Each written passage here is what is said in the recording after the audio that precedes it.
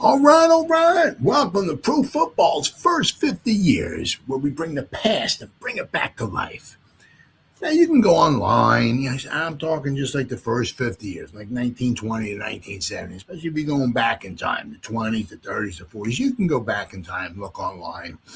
You can find out, like, the scores of the games. You can maybe find the box score, who scored this touchdown, who scored that touchdown, maybe who kicked the field goal, what the final score was, obviously where the game was played at, maybe the starting lineups, and maybe even what the attendance was. But if you're going back in time, it's really very, very difficult to find out exactly what happened during each and every game. Well, thanks to old newspaper articles, we get to get a little bit of a deeper dive into each and every game from the first 50 years.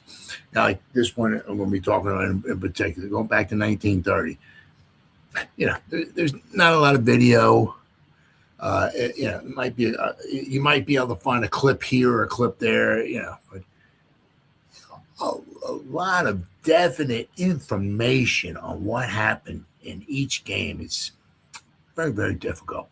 And if you're a Green Bay Packer fan, such as, once again, this video I'm going to talk about here, and if the games were played in Green Bay, they had some very good coverage. And we're going to find out in this particular game, play by play, exactly what happened during this game here. So just a little news flash here. There's no fancy videos or nothing like that. All there is you, me, for the next 30 to 60 minutes. So if that's all right with you, let's get it on. All right, so today's game we're going to be talking about, we're going to go back to October 12th, 1930. Game played between the Frankford Redjackets and the Green Bay Packers at City Stadium, home of the Green Bay Packers. Is one of the things I just love about, especially going back in the day like this. I said back in 1930, this is October 12th will be the fourth game of the season for the Green Bay Packers. It would be the seventh game of the season for the Frankford Redjackets. I'm going to show you here in a minute. I mean, Frankford, they played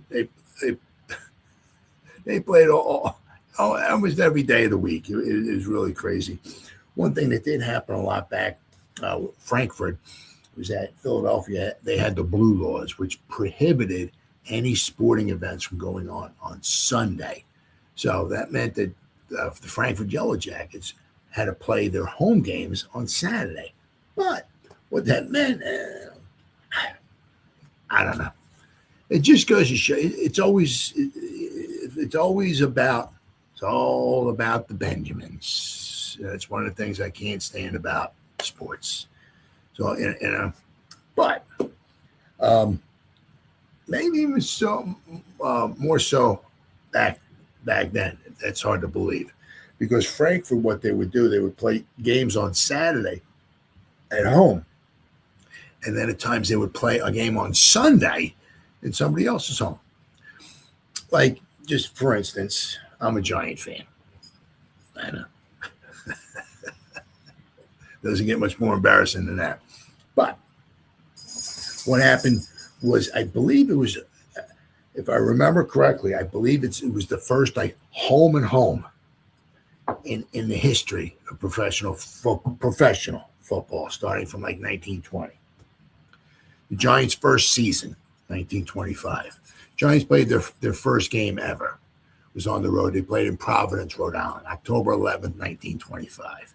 What they did the next weekend, I was mentioning, it was probably the first ever of its kind. Saturday, October 17th, 1925, the New York Giants played Frankfurt in Frankfurt. That was on Saturday. The next day, Frankfurt drove up to the Polo Grounds. They drove up. They went up to the Polo Grounds on October 18th, 1925, and the Frankfurt Redjackets and the New York Giants played once again in the Polo Grounds. So back-to-back days they played each other. I mean, it was just crazy.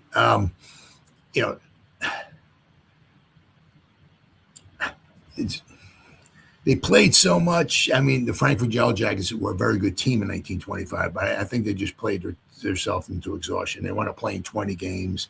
They played a lot of games this season too as well. So let me go to show you what the schedules look like. But I mean, one of the things was, I said Frankford that year, I think 5 or 6 times in 1925, they played a game on Saturday, then they played a game on Sunday.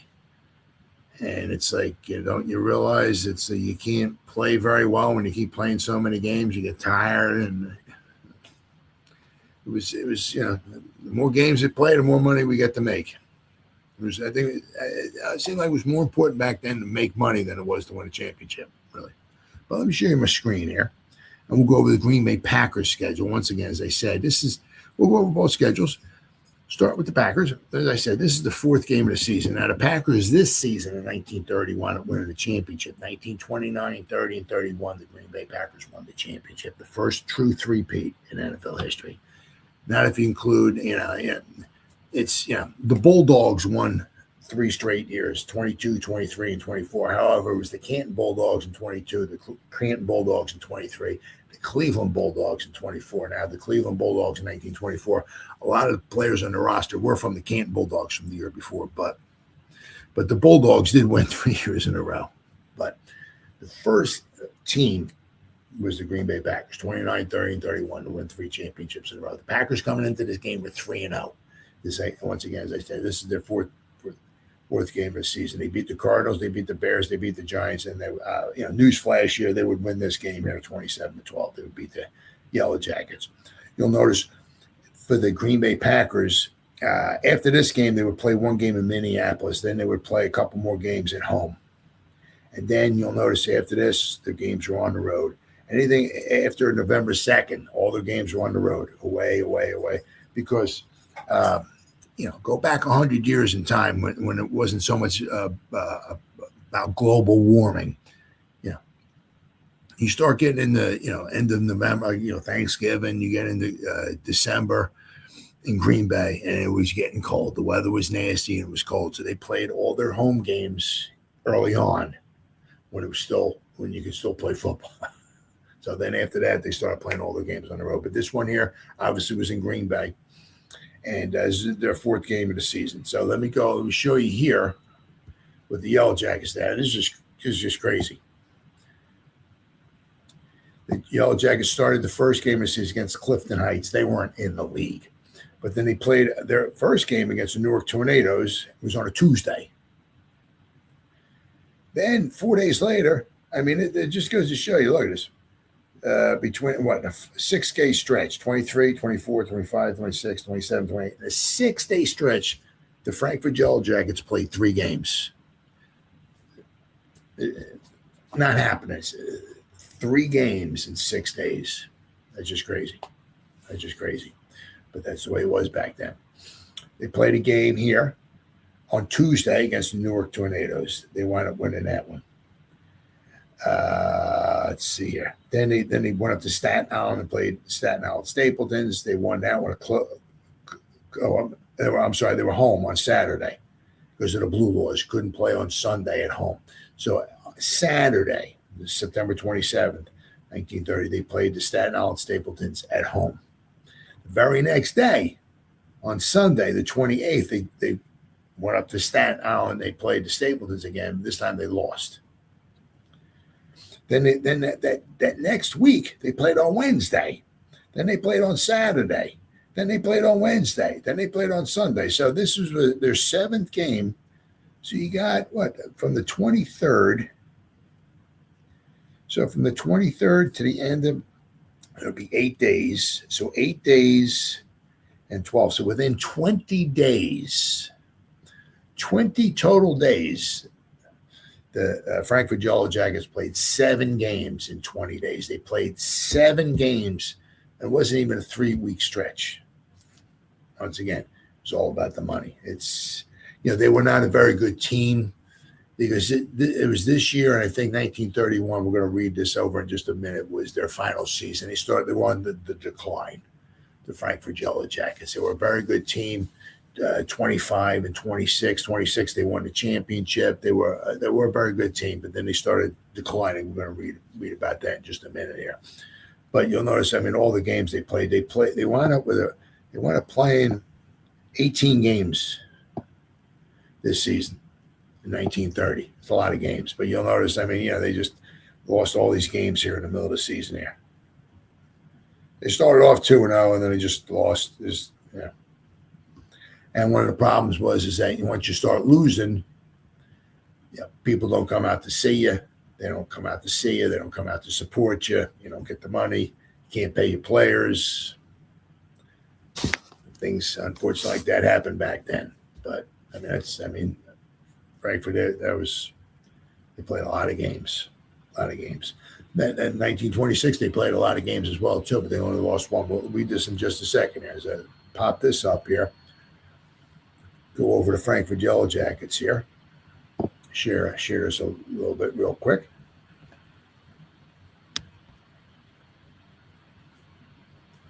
Frankford Yellow Jackets were a professional football team, part of the National Football League from 1924 to 1931. Although its origin dates back to as early as 1899 with the Frankford Athletic Association, the Yellow Jackets won the championship in 1926. The team played its home games from 1923 in Frankford Stadium, also called Yellow Jacket Field, in Frankford, Philadelphia, a neighborhood in the northeast of Philadelphia, noted for Market Frankford line that terminates there. For the Market Frankford line, the railway line.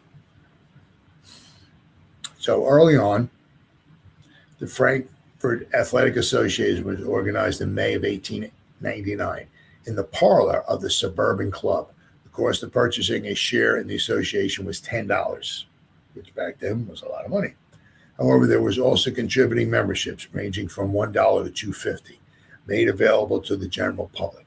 The association was a community-based nonprofit organization of local residents and businesses, in keeping with its charter, which stated that all profits shall be donated to charity.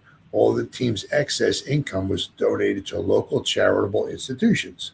The beneficiaries of this generosity included Frankfurt Hospital, Frankfurt Day Nursery, the local Boy Scouts, and the local American Legion Post 211. The officers of the association never received a salary or compensation for their work on behalf of the team. So they started off in 1899. 1924 was their first year in the league. The Yellow Jackets assembled in September 24 under coach Punk Berryman. There he is right there.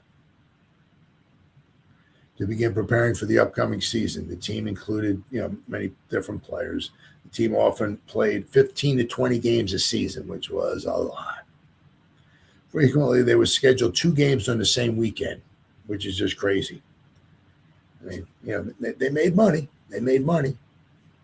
But very difficult to win a championship that way. But typically one game, home game on Saturday, and because of the Pennsylvania Blue laws, an away game on Sunday. In the first game, as a member of the NFL, the Yellow Jackets defeated the Rochester Jeffersons 21-0. The Rochester Jeffersons were never a very good team back then. They were not. But Frankfurt finished the season with an overall 17-3 when they played 21 games, and they were 17-3-1 with an 11-2-1 record in league play. They finished third in the league behind the Cleveland Bulldogs, who won the championship, and the Chicago Bears. 1925, they finished 13-7. They played 20 games. Now they started off in 1925. I think they were like 7-1, somewhere around there, somewhere around the midway. But then they just started folding. As I said, they went from around 7-1. I could look, but they finished 13-7. So they just pretty much fell apart from 7-1 to third. So basically, the last 12 games or so, they went 6-6. They said they were playing, I think, 5 or 6 weekends that they played Saturday and Sunday. They just got too tired. But 1926, this is their championship year. The Providence Steamroller in 28 and the Frankfurt Yellow Jackets in 26 were the last 2 defunct teams, or the last 2 teams that are no longer in existence to win a championship. But the Yellow Jackets in 26 were a very, very good team. Where are we at here? You only had 1 loss. Yeah. The Jackets' 14 wins during the 1926 champion set an NFL record with season victories that stood until 1984 when it was broken by the 15-1 San Francisco 49ers. So they 14-1-2 final record left the Yellow Jackets alone atop the NFL standings. So, and back then it was the team with the best overall winning percentage. And you win 14 out of 15 games, your winning percentage is really, really good. And obviously, they won a championship in 1926. And then they started on a decline.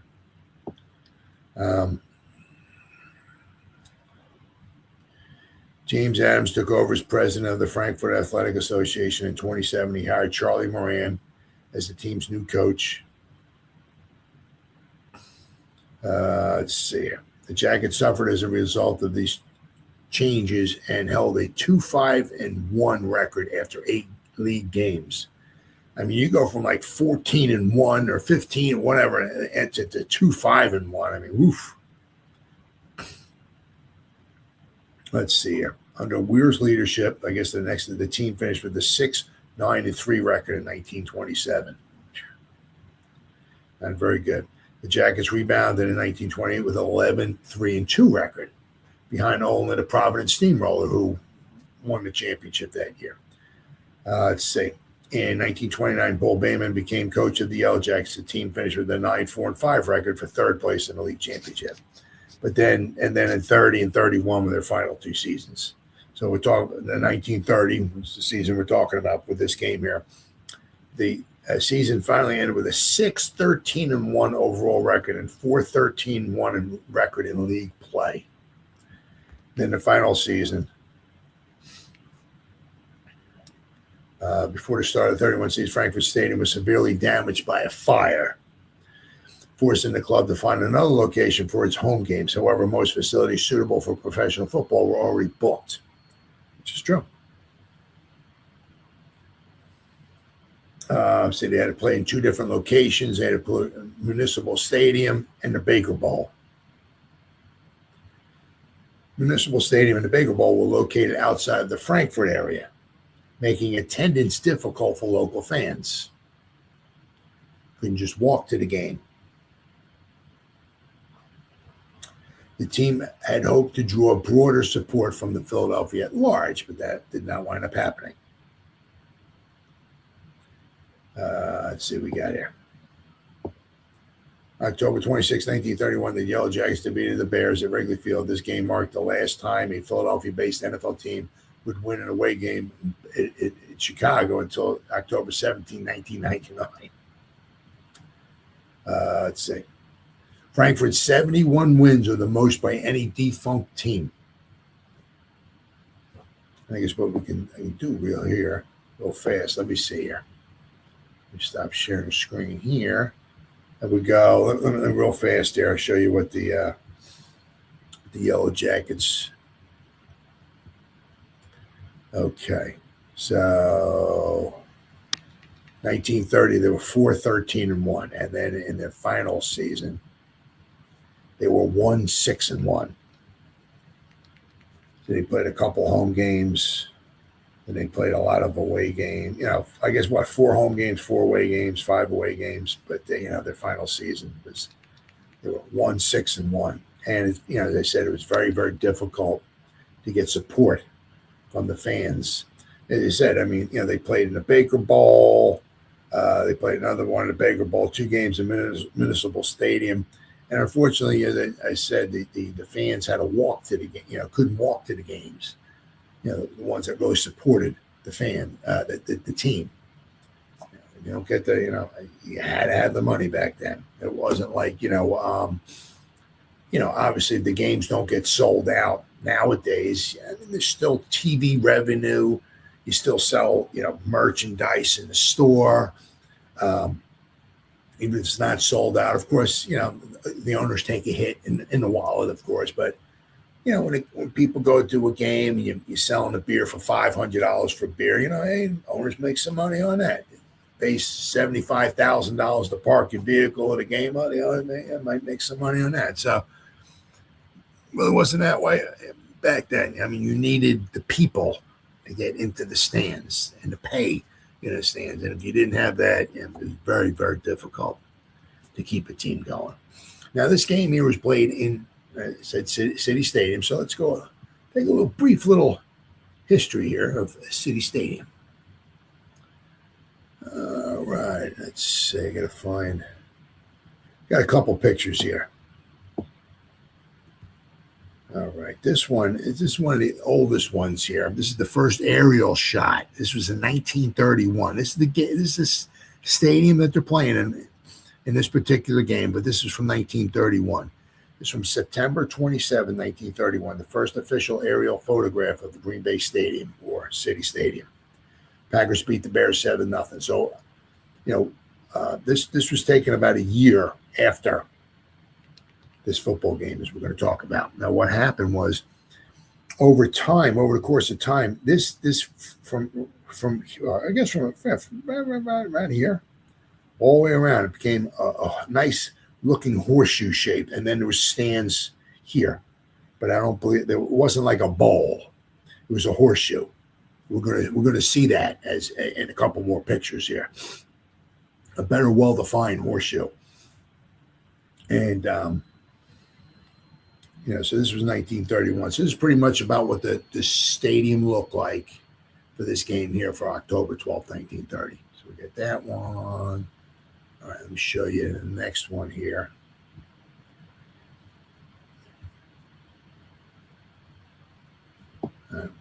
Forgive me, please forgive me. I got so many tabs open up here.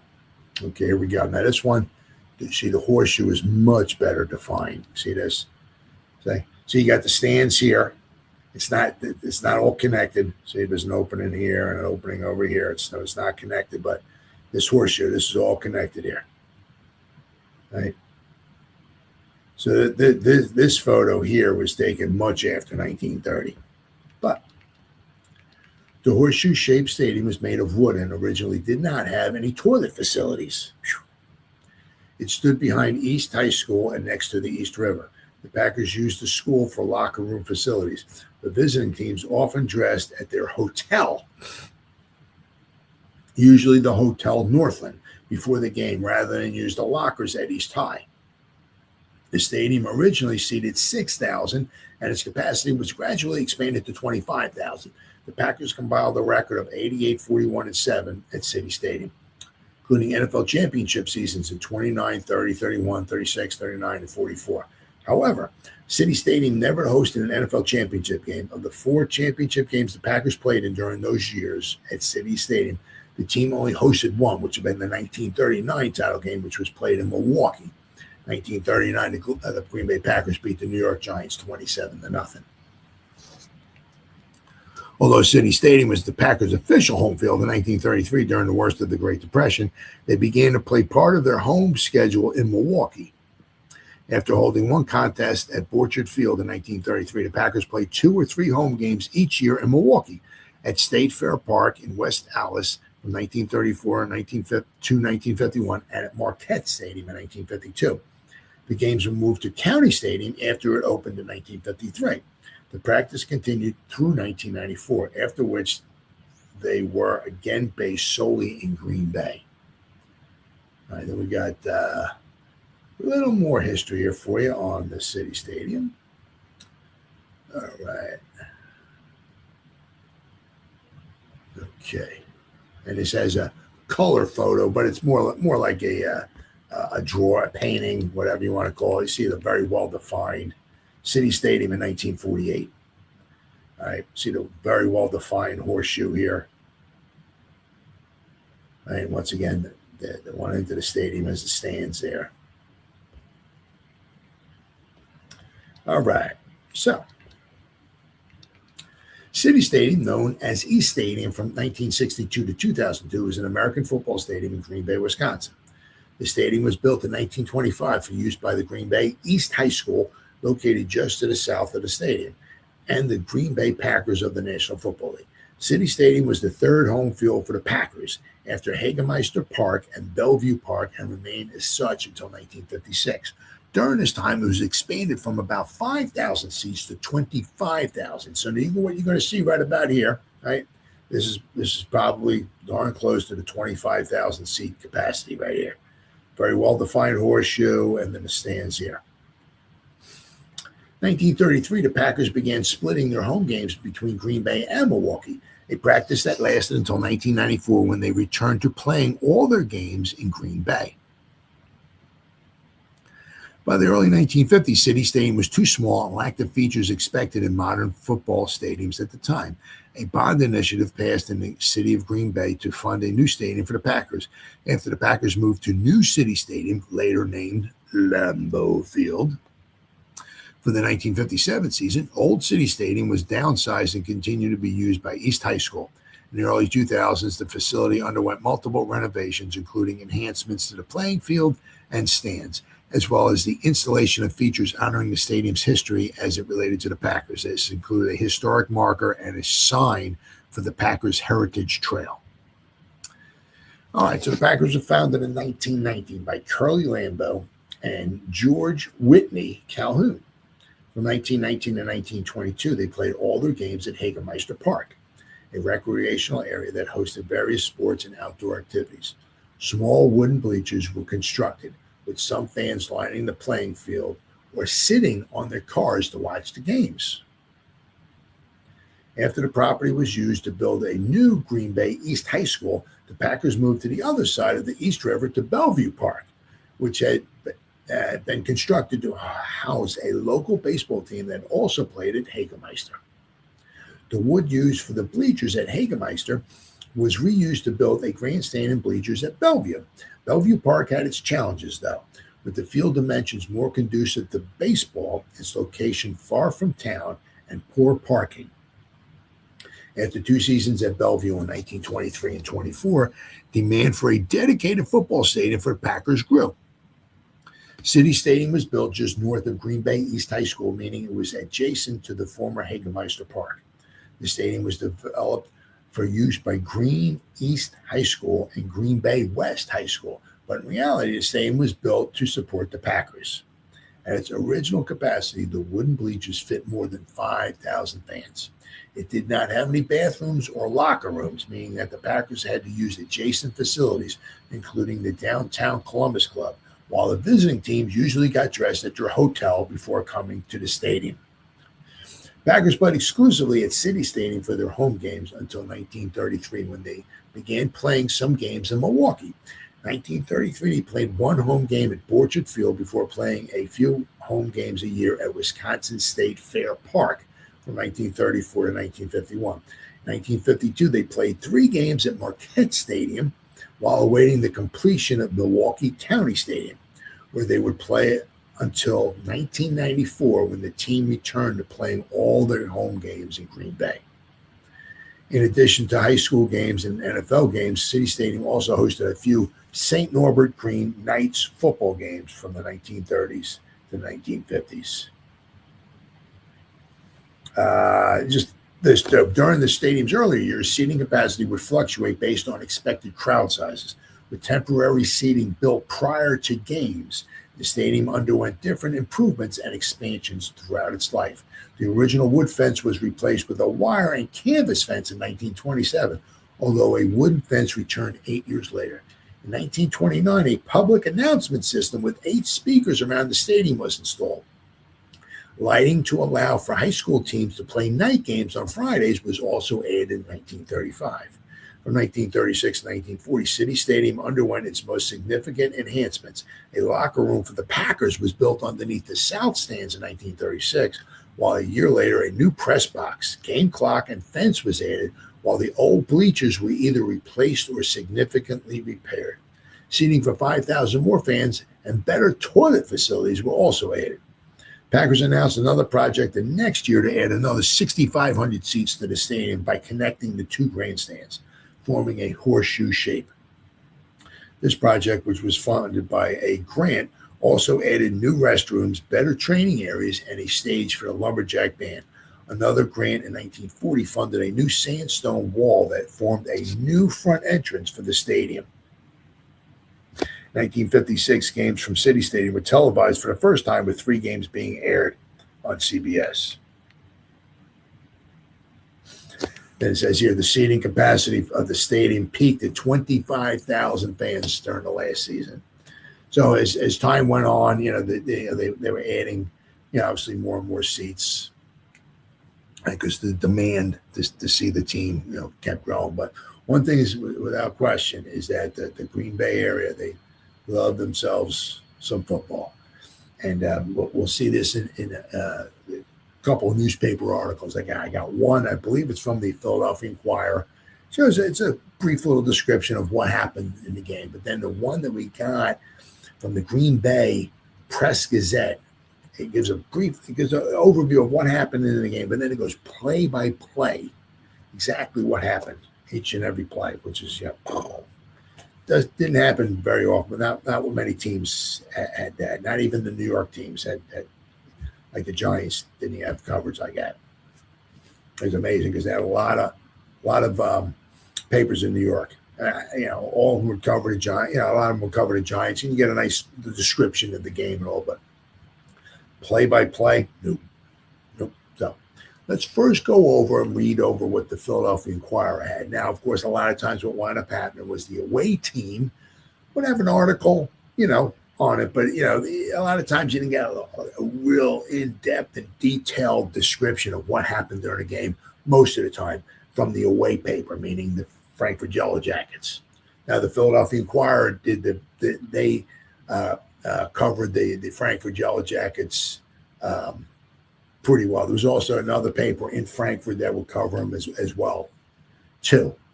But Frankfurt, they were covered, but as I said, not like the Green Bay team. Let me go over the Philadelphia Inquirer.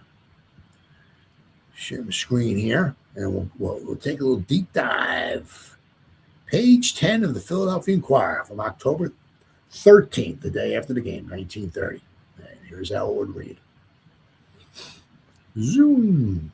Frankfurt Clan beaten by the Packers' mad spurt in opening period. Now, of course, this is one of the things. This is, just almost a straight kiss of death here. You give up 20 points in the first game. And back then, very rarely would you ever find a game, with both teams scored in the 20s. That was rare. So you give up 20 points in the first quarter. You're down by 3 touchdowns after the first quarter. You can probably almost pretty much kiss the game goodbye. So that's what wound up happening there. And you'll see the start lineups for each team. Now, one of the things is I've noticed that, you go to one paper, and one of the things was they got mixed up or scrambled or screwed up or whatever, or the conflicted reports, shall we say, was the halfback position. You'll go to one paper, and Llewellyn will be the left halfback, and Engelman will be the right halfback. Then you go to another paper, and you'll see Engelman would be the left halfback, and Llewellyn was the right halfback. I mean, it happened all the time. It was very, very conflicting. So sometimes it was very difficult. Not that it really matters who was the starting left halfback, who was the starting right, But that did happen quite a bit. You also have it at times too, excuse me, where they might have Beaudoin here as a starting right guard. You go to another paper, they might have somebody else as a starting right guard. So every now and then you have little conflicting reports as who the starters were or not. But for the most part, everything was pretty much spot on. As I said, a lot of the discrepancies were the halfback position. And then you see it, the decent amount of substitutes. And you also see here the referee, the umpire, the head linesman. So a lot of substitutes. Now, and that would differ from game to game as well too. I keep bringing up this one example all the time. Because it just sticks out in my mind. See all these substitutes. It didn't always happen like this. Sometimes, every now and then, the 11 guys that played, that went on the field at the beginning, played the whole game. I said the one I remember, was that the Giants played the Bears in Cubs Park, which was Wrigley Field. It wasn't called Wrigley Field at the time. It was called Cubs Park. It was October December 13th, 1925. The Giants went to Chicago to play the Bears. The Giants would win 9-0. I mean, in that game, the Giants had one substitute. And they can't remember, it was either the right end or the left end they substituted for. Other than that, 10 of the 11 players the Giants put on the field at the beginning of the game played every play. So just when you see this, I mean, there's a lot of substitutes. Yeah, but it wasn't not always like that. All right, so let's start a little brief description of what happened according to the Philadelphia Inquirer. So Green Bay on October 12th, the Green Bay Packers took another step toward their second National Professional League championship this afternoon when they defeated the Frankford Redjackets 27-12 before about 8,000 people. The Packers ran up 20 points in the first quarter, and then Captain Curly Lambeau sent in his second-string backfield, and the game was on a more even basis. So, I mean, if they kept maybe his first team in there the whole time, maybe the score would have been much worse. But Jackets scored in the third and fourth periods when the Packers' first-string backfield came back into the game and scored again. So I guess it was 20-0. I guess maybe the Jackets scored a touchdown. They scored another touchdown to make it 20-12. I guess then Curly Lambeau sent his first stringers back in there, and then they scored a touchdown to make it 27-12. But we'll read a little bit more on that when we get to the Green Bay Press-Gazette edition of what happened here. The first quarter was a complete rout for the Yellow Jackets. The Packers worked the ball down to the Jackets' 2-yard line, where they surrendered it on down. So the Green Bay Packers could even scored another touchdown. They got down to the 2-yard line and came away with nothing because they possibly could have scored a fourth touchdown in the first quarter. Tackwell punted out to his own 24-yard line. In the first play, McCrary, the Packers fullback, broke through on a delayed buck and ran for a touchdown. Dunn kicked the goal from placement. So according to here, McCrary, Packer fullback, ran, I guess it was a 24-yard touchdown run in the first play. Llewellyn received the kickoff and ran it back to midfield. Engelman circled left end. Now, I'm going to point this out here too, okay? This happened a lot back then. They played the field position game a lot. So the team that got scored on a lot of times would kick off. They're playing the object was to kick off deep down the field, tackle the other team down around the 20, as they do nowadays. But they try to play the field position game, like get keep them down there, keep them down around the 20, let them punt out maybe 40 yards. And so then you get the ball around your own 40-yard line. Maybe if you can run it back, you start off maybe at midfield. That was their thinking back then. So a lot of times, the team that got scored on would kick off. That don't happen nowadays. Now you get scored on, you're getting the ball. A lot of times it didn't happen like that. So after this touchdown, Llewellyn, the left halfback for the Packers, right here, right? Llewellyn received the kickoff. Packers scored, and Llewellyn of the Packers received the kickoff and ran it back to midfield. Engelman circled left end for 26 yards. Llewellyn and McCrary on 2 line plays made it first down on the Jackets' 20-yard line. So they ran back to midfield, ran it back for 26 yards. And that see there's a lot of discrepancy here. It doesn't. Llewellyn received the kickoff and ran it back to midfield. Engelman circled left end for 26 yards, which will bring it down to the 24-yard line. Right? You run 26 yards, get down to the 24, it's first down. 1st and 10 on the 24. Llewellyn and McCrary on 2 line plays made it a first down on the Jackets' 20-yard line. I don't know how, there's a lot of discrepancies and things that make you scratch your head as it goes along here. How could they have a first down on the 24, pick up 4 yards and get another first down? Don't know. But Dunn passed to Engelman, who stepped across the goal line for the second touchdown. Again, Dunn kicked the extra point. So maybe it was a 20-yard touchdown pass. And once again, Okay, let's try this again. There we go. Once again, the Jackets kicked off again, and Llewellyn was forced to punt. Right? Rangel then opened up with passes to Goodbread, who completed one for 10 yards. But Dilweg, Packer, and intercepted the next one just as it reached Holman's hands and twisted his way through the Jacket team for a 60-yard run and a touchdown. Picked the pass off, ran it back 60 yards for a touchdown. Herbert, who had replaced Dunn at quarter, missed the drop kick. So that's where you get the 20 points, not 21. Rangel continued his passing attack and late in the opening period completed one to Goodbread for a 35-yard gain and placed the ball on the Packers' 9-yard line as the quarter ended. So the Jackets had the ball deep in Packer territory, down 20-0, got down to the 9. Bayman went in a tackle for Lund, and the Jackets launched a desperate attempt to score.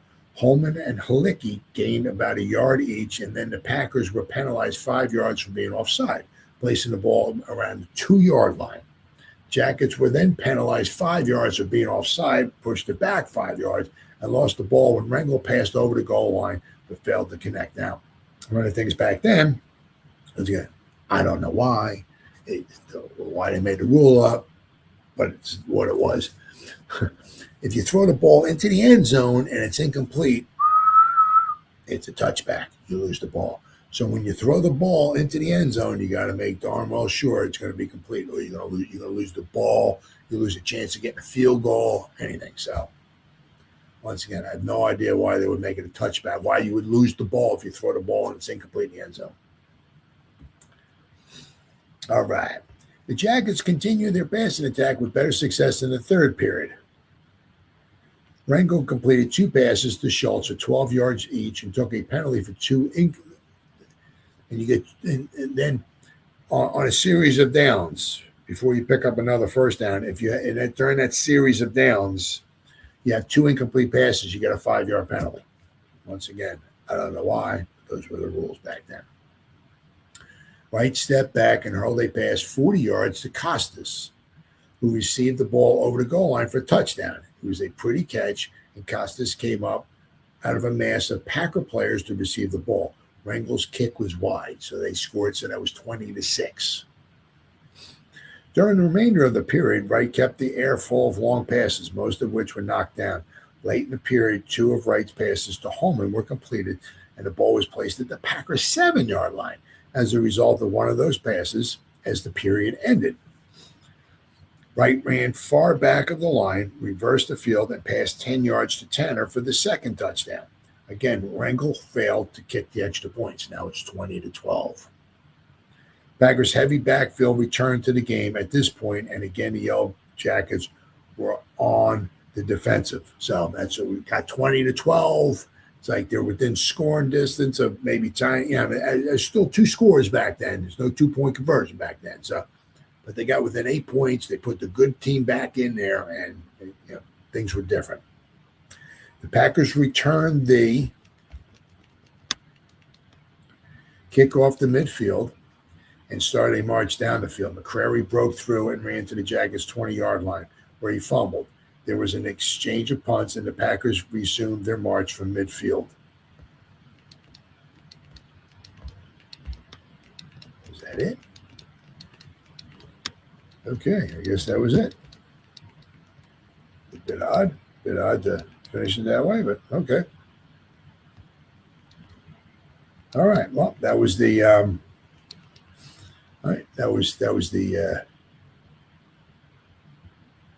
Philadelphia coverage. I said once again, a lot of times the away team, the papers would have coverage, but it was a lot of times not much in depth and in detail. Just the way it is. But the Green Bay Press Gazette has got his coverage. So let me share my screen here, and we'll go over. He's got 2 pages here, the Green Bay Press Gazette, on this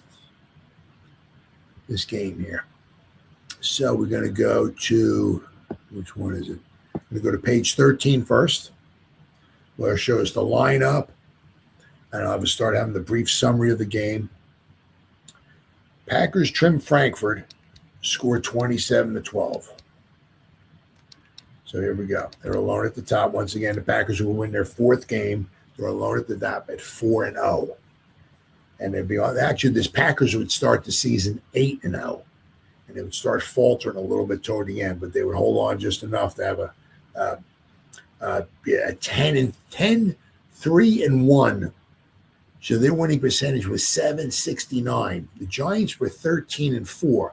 Their winning percentage was 765. Therefore, by .004, the Green Bay Packers won the 1930 NFL Championship by .004 percentage points.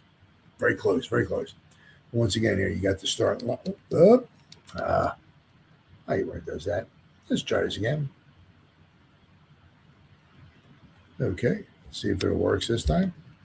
Once again, there's the starting lineups and all the substitutes. A lot of substitutes. When you see touchdowns, they mark up 3 touchdowns in the first quarter. The victory gives the Packers sole claim to the National Loop League. Every other team has at least a loss. And if you look down here, look at Newark. I mean, they were not around very long.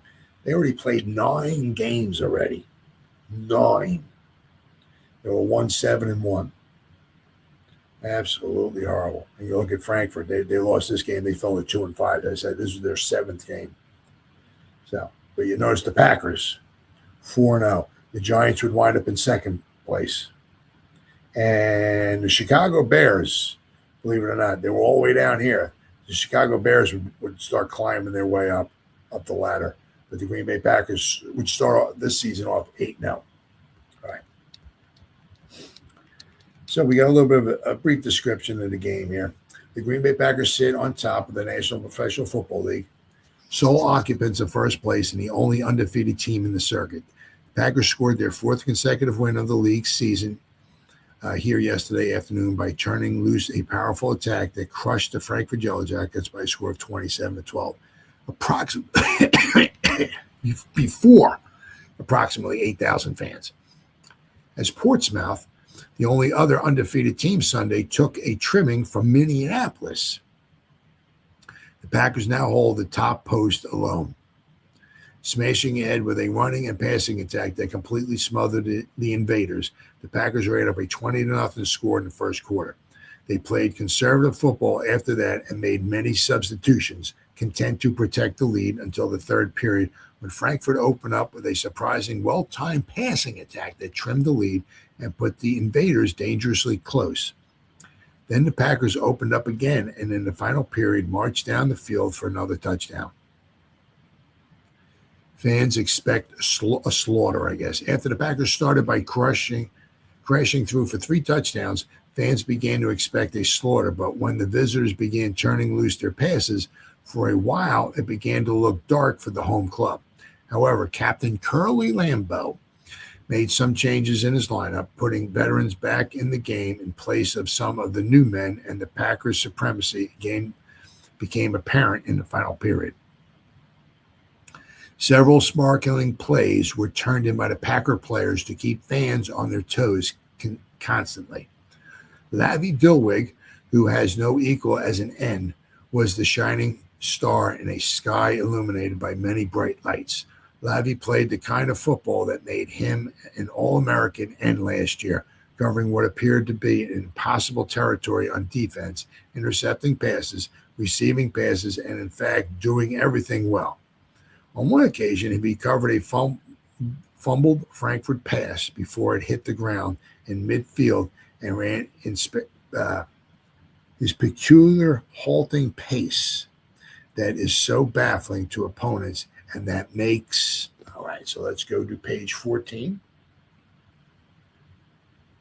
Stop sharing, and we'll go to, let's see, page 14 here. All right. Okay, here we go. Get a page 14 here, and we'll do some reading. All right, are you ready? Oh, it didn't. I hate when it does that. All right. Well, try it again. There we go. Hit him so hard to tackle, crashing his way 51 yards for a touchdown. The play was the most spectacular of the game. Engelman running from a halfback post and McCrary working at both halfback and fullback positions at various times, turning great bits of football. Picking holes, pivoting, and crashing forward for big gains, McCrary counted for 2 of the Packers' touchdowns, breaking through the line. Melinda, Llewellyn, and Dunn were again very much in prominence, doing everything expected of them. Dunn's toe was just as accurate as ever and sent the ball over the crossbar on 3 occasions for extra points. As a field general, Dunn was his old self as the master quarterback who picks opponents' weak spots and capitalizes on them. Use of straight football. Packers used straight football for most of their gains, but occasionally connected passes. The overhead attack of the Green Bay team was the only department of play not up to usual standard, but the blocking, charging, and defense against running plays was so far superior to that of the invaders that there was no comparison. Nearly every lineman that saw action played superb. All right, we'll go all the way up here. Superb football with Michael-esque. I'm going to say, I just call him Michael. With Michael and Darling probably the outstanding men in the first half, and Zuber and Earp showing up in the final periods. The first score came a few minutes after the opening whistle. Packers marched down to the Jacket 3-yard line on a series of line smashes, with Llewellyn, Engelman, and McCrary alternating and carrying the ball off tackle through the center and around the ends. They were stopped in the shadow of the goal where the Jackets braced. The Jackets braced, and Packers lost the ball on downs, however, and Frankford punted out to the 34-yard line. So remember in the other one, it said punted out to the 24-yard line? Well, here was the 34-yard line. So first play after Frankford kicked, McCrary picked a hole opened by Michael and Darling and smashed his way 34 yards for a touchdown, sidestepping and shifting in a remarkable run for a touchdown. Dunn placed kick for the extra point, and the Packers had a 7-0 lead. A few minutes later, Engelman went around left end in a sweeping run to gain 22 yards for the Packers, putting the ball on the Jackets' 30-yard line. There you go. The other one said that they got down to the 24-yard line. Here he said he got down to the 30-yard line. Then Llewellyn and McCrary picked up 10 yards on a fake crossbuck. Dunn dropped back and shot a pass to Engelman, who was uncovered and galloped over the goal line before an opponent could get near him. Again, Dunn's kick from placement was good, so it was a 20-yard pass, completed pass for the touchdown. Then Dilwig intercepts the pass.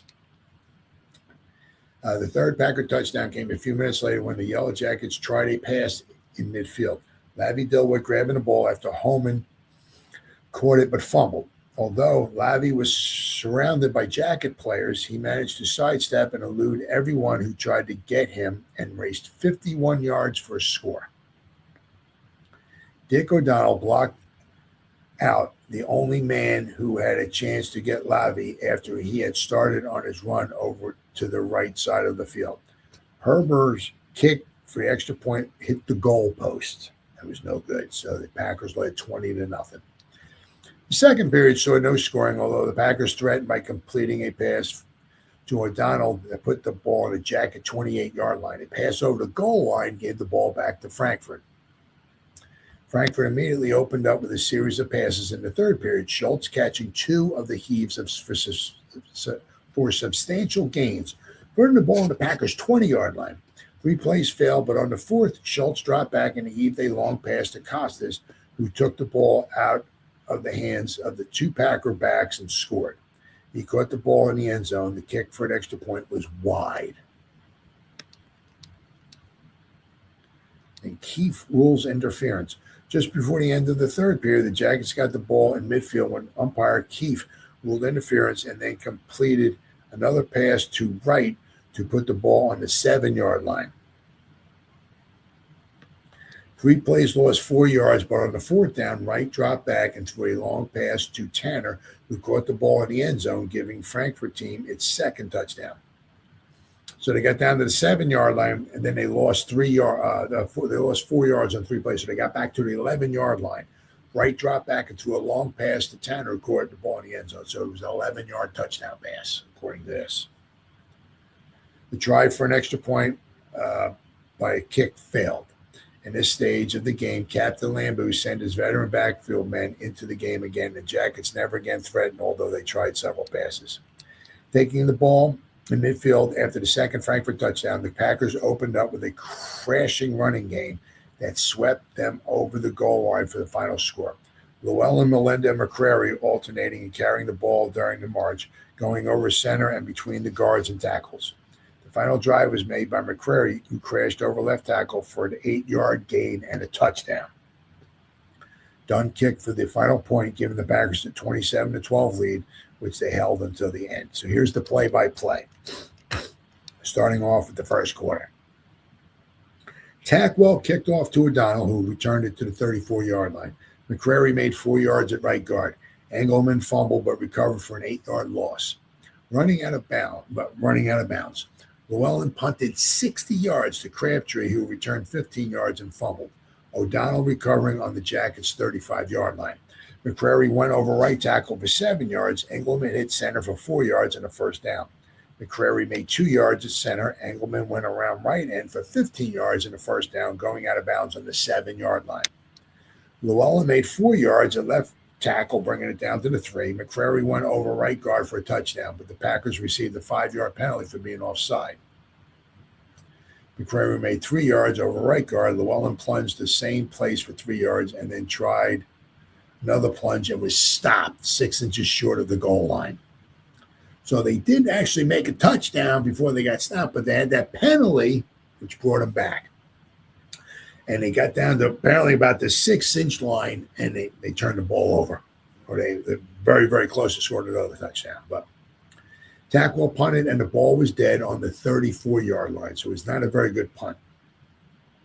McCrary picked a hole right over the right guard and went straight down the field for a touchdown. So it was a 34-yard touchdown run. Evading several tacklers en route, Dunn added the extra point with a perfect place kick. Tackwell kicked off to McCrary, who came back to the 30-yard line before being down. He was hurt on the play, but after timeout, resumed play.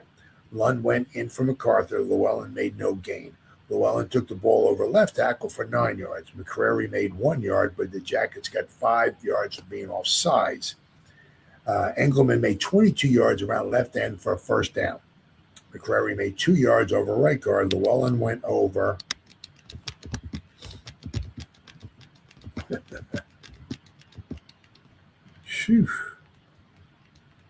left tackle for 6 yards and then made 3 yards for a first down. A pass from Dunn to Engelman was good for a touchdown, and Engelman had to run only about 10 yards for the score as no Jacket man was near him. So it was like 10 or 11-yard touchdown pass. Dunn added the extra point with a place kick. Herbert went in for Dunn. Holman went in for Crabtree in the Jackets lineup. On the first play, the Packers were penalized 15 yards for Herbert talking, and the Jackets kicked off from the Herbert talking. The Jackets kicked off from the Packers' 45-yard line. Tackwell kicked off to Llewellyn, who returned it to the 27-yard line. Llewellyn cut back over center, and after making 5 yards, slipped and fell with an almost clear field ahead of him. Engelman lost 4 yards at left end. Llewellyn tried a pass, which was knocked down. Llewellyn punted, and Holman was stopped by Dilwig after a 5-yard return. Rangel, no gain. Pass Rangel to Goodbread made 10 yards and a first down. Packers took a timeout. Perry went in for Hubbard. Halicki, I'm going to say maybe, made 2 yards at center. Pass from Holman bounded off his fingers, and Lavi Dilwig grabbed it out of the air on the 50-yard line, reversing his field, jumping up in the air in his own inimitable style, and galloped for a touchdown. Herbert tried for the extra point, but his drop kick was no good, the ball hitting the goalposts. Fitzgibbons went in for Llewellyn. Michael kicked off to Halicki, who ran back 15 yards. Raddick went in for Slate. Rangel made 3 yards at left tackle. Packers got a 5-yard penalty for being offsides. Halicki made 5 yards at left tackle. Halicki no gain at left tackle. Yellow Jackets took timeout. Wooden came in for Perry. Michael going to tackle. Rangel made 3 yards at left guard. Pass Rangel to Goodbread was good for 40 yards, putting the ball on the Packers' 10-yard line where Goodbread was forced out of bounds by Fitzgibbons. Halicki lost 1 yard at left tackle as the quarter ended. The second quarter, Bayman went in for Lund. Halicki made 4 yards at left guard. Rangel made 5 yards at left guard, but the Jackets received a 5-yard penalty for being offside. Halicki made 3 yards at left tackle. Pass was grounded over the goal line, and the Packers took the ball on the 20-yard line. So the Jackets got down there, but they couldn't cash in. So Herbert ran around left end for 7 yards. On the next play, both teams were offsides. Engelman ran around right end for 8 yards and a first down. The pass from Herbert to Dilweg was intercepted by the Jackets. The receiver fumbled the ball, and it rolled out of bounds in midfield. Molenda went in for Engelman. Rangel made 1 yard over right guard. Yellow Jackets took timeout. Zuber came in for Beaudoin, and Schultz replaced Goodbread. Pass was incomplete, but the Packers received 5 yards for being offside. Rangel fumbled but recovered, and Zuber threw him for a 5-yard loss. Then a pass was incomplete. Tackwell punted, and Herbert returned 10 yards to the Packers' 32-yard line. Molenda made 3 yards at left guard and then 3 yards at center on a spinner play. Pass from Fitzgibbons to O'Donnell was good for 38 yards, and the ball was on the Jackets' 28-yard line. Nash went in for O'Donnell. Molenda carried the ball out of bounds for a 3-yard gain. Fitzgibbons made 5 yards at left tackle. McCrary went over right guard for 2 yards and another first down. Fitzgibbons lost 1 yard at right tackle. On a pass play, Fitzgibbons ran left end for 5 yards. Pass from Molenda to Dilweg was incomplete, and a perfect pass over the goal line from Herbert to Fitzgibbons was dropped by the latter, preventing a score. Yellow Jackets ball on the 20-yard line. So it could have been another touchdown there for the Packers. So the Yellow Jackets with the ball on their own 20-yard line. Schultz made no gain at left tackle. Homan made no gain on quarterback sneak. Tackwell punted, and Herbert tried to scoop ball off the ground, fumbling but recovered on the 50-yard line. Long went in for Richards. Pass Herbert to Dilweg was incomplete. McCrary fumbled, and Costas recovered on the Packer 45-yard line. Dilweg intercepted a pass in midfield. Fitzgibbon tried pass, which was knocked down. McCrary ran into a pile at right tackle for no gain. Pass Herbert to McCrary was incomplete for a 5-yard penalty. Packers timeout. Herbert punted, and Raddick down Homan on the 32-yard line. Schultz made 7 yards over center. Schultz made 2 in the same place. Homan tried a quarterback sneak for a first down. And Rangel made no gain as the half ended. So it was 20-0 at halftime in favor of the Green Bay Packers. All right, so Tackwell kicked off to McCrary, who returned 30 to the 35-yard line. McCrary made 2 yards at right end. Fitzgibbons made 3 yards at right tackle. Pass to Fitzgibbons, knocked down by Schultz. Herbert punted out of bounds on the 30-yard line. Schultz and Rangel held for no gain. Tackwell punted, and Herbert was down in his tracks. Herbert made 7 yards at right end. McCrary made no gain at right guard, and Molenda picked up 2 yards at center, which brought up 4th down.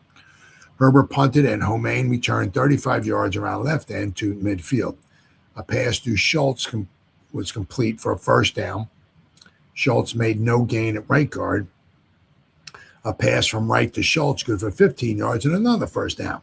Rangel made no gain. Pass to Tanner was incomplete. Another to Schultz was incomplete, and it resulted in a 5-yard penalty. Schultz dropped away back and tossed a long throw over the goal line to Costas, who grabbed the ball out of the hands of several Packer backs for a touchdown.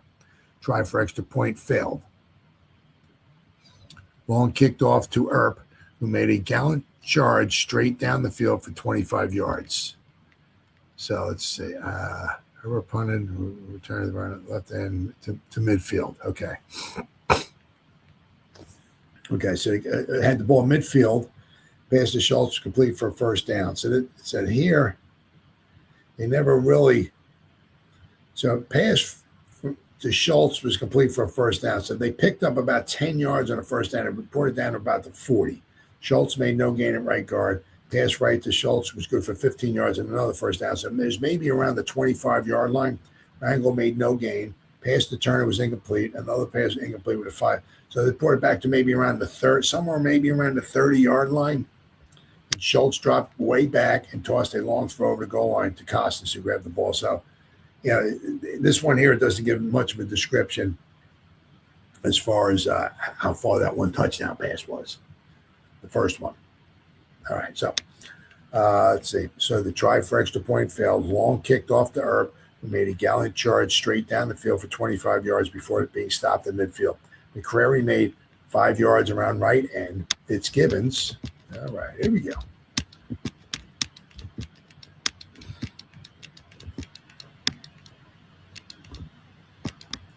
Oh, excuse me. All right, Fitzgibbons made 2 yards at right guard. Melinda made 2 yards at right tackle. Melinda made no gain. The Jackets took the ball and tried a long pass, and the umpire gave the Jackets the ball for interference in midfield. Rangel made 2 yards at left tackle. Pass was knocked down by McCrary. Pass from Rangel to right, complete on the Packers' 7-yard line as the quarter ended. All right. Rangel lost 2 yards. Pass knocked down by McCrary. Pass complete to right for a loss of 2 yards. So it was around the 11-yard line. A pass right to Tanner was complete for a touchdown. So it was about an 11-yard touchdown pass. There's the Jackets' second touchdown. Try for goal failed. Dunn, Llewellyn, Dillwig, and Slate came back in the game, replacing Herbert, Fitzgibbons, Raddick, and Zuver. Long kicked off to Llewellyn, who returned it to midfield. Melinda made 4 yards, but the Jackets got 5 yards for being offside. Llewellyn made 5 yards at left tackle for a first down. McCrary ran 30 yards, but then fumbled, and Schultz recovered on the Jackets' 20-yard line. Rangel made 1 yard at right tackle. Pass was knocked down. Tackwell punted, and the ball was dead in midfield. Jackets received 5-yard penalty for being offside. Llewellyn made 2 yards at left tackle. He then made 3 yards in the same place. Smith went in for Jones in the Jacket line. Llewellyn made 8 yards at right tackle for a first down. Melinda made 5 yards through center. Llewellyn made 2 yards at right end. On the next play, which was attempted pass, the Yellow Jackets got another 5 yards for being offside. Bayman went in at left tackle. Melinda made 10 yards over right tackle for a first down. Llewellyn made 5 yards at right guard, and then McCrary made 1 at left end.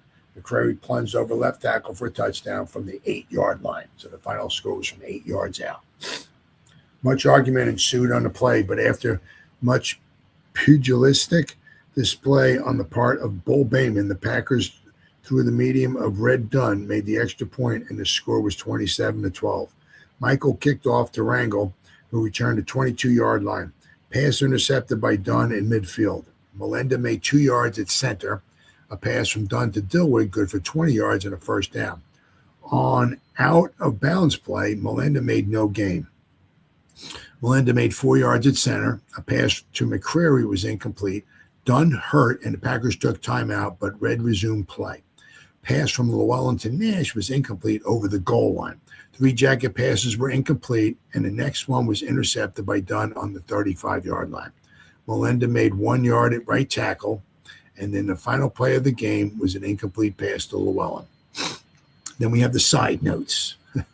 2 Bits Homain, flashy little quarterback of the Frankford team, showed that he has lost none of the speed that makes him one of the greatest men in the business at returning punts.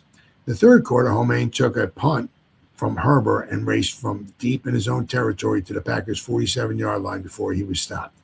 He made a gain of nearly 40 yards, speeding past 2 Packer men who tried to get him. The run put the Jackets in a position to open up with forward passes that brought their first touchdown. 2 passes to Schultz, who incidentally also turned in a fine game on pass defense, followed the run, and the touchdown pass to Costas came but a few minutes after it. Bull Bayman, giant Frankford tackle, saw considerable action but was taken care of by a Packer front lineman. He was knocked out of several plays but got his share of tackles. Goodbread turned in a good game for the Invaders. He was a shifty, I'm going to say halfback. He was a shifty halfback who plays smart football both on offense and defense. Jugger Earp showed that he has plenty of drive and can step alone despite his poundage. He caught a kickoff in the third period and brought the ball from the 30-yard line to midfield, plowing through 3 Frankford men. When Dick O'Donnell caught a pass from Fitzgibbons in the second quarter for a 38-yard gain, he was hit by 2 Frankford men and retired from the game with a broken rib that probably will keep him out of action for about 2 weeks. Michael played at a tackle position in the last half with Whitney Wooden holding down the guard position on the left side of the line. Whitey and Mike worked smoothly together, charging and blocking out opponents on offense and doing fine work on defense. McCrary made a fine gain, crashing his way forward for a 30-yard run in the final period before the march that led to the Packers' touchdown. But he fumbled when tackled hard on the 20-yard line and the Jackets took the ball and punted out. Jugger Earp played at a tackle position in the last half when Zuber was used at center. The big lineman worked at that post just as good as he performs at center. Zuber turned in a good game at both center and guard positions that he held down in the final periods. A long pass to Goodbread nearly resulted in a Frankfurt touchdown in the first quarter. He caught the ball on the 35-yard line and raced to the 9-yard line before Fitzgibbons and Engelman ran him out of bounds. The Packers held, and they took the ball on their own 20-yard line after a pass over the goal line failed. Louis F. Greiser is a dyed-in-the-wool football fan, as all followers of football know.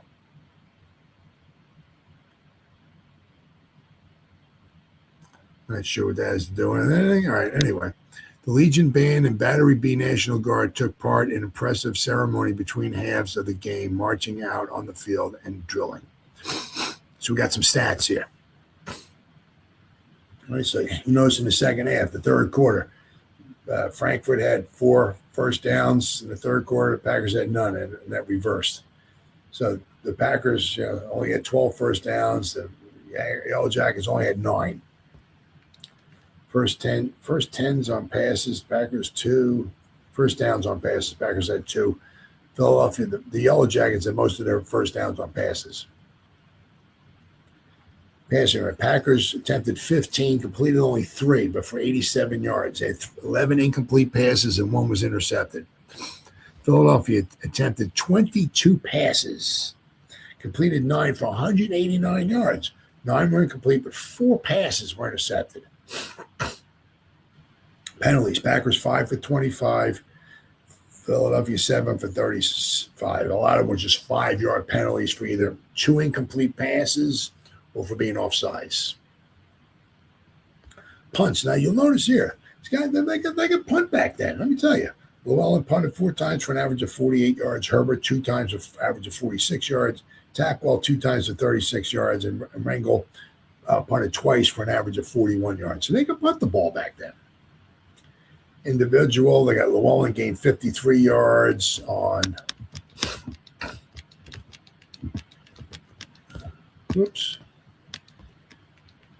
on 13 plays, average 4 yards a play. Then you have all these guys here. Engelman gained 45 yards. McCrary gained 97 yards. Herbert 14, so on. So they running the ball. Packers gained 252 yards on 52 runs, averaged 5 yards a carry. They ran the ball 52 times. Now, you'll notice here, right, the Yellow Jackets, they gained a grand total of 27 yards on 24 plays. They averaged 1 yard a carry. They only ran the ball 24 times. That's because they also passed it 22 times. But you'll know, you can tell that the Packers definitely had the advantage. Big time. So that was you'll notice here, Halicki gained 20 yards on 13. Ringel lost 6 yards. Homan gained only 1 yard. Schultz gained 11 yards on 5 plays. Wright gained only 1 yard. So they were not very good. Not very good at all. Yeah, so it was a very, very, convincing victory for the Green Bay Packers. And, especially that year in 1930. the Green Bay Packers were a much better football team than the Frankford Yellow Jackets were. And, had the Green Bay Packers kept their starting team in the whole time, well, the score could have really gotten out of hand. And quite possibly, if the Green Bay Packers kept their starting team in the whole game, well, maybe Frankfurt wouldn't have scored at all. So, but that was it. So the score was Green Bay 27 and the Frankfurt Yellow Jackets 12. So that's what happened on this date, October 12th, 1930, between the Frankfurt Yellow Jackets and the Green Bay Packers at City Stadium in pro football's first 50 years. Thanks for watching. I'll see you next time.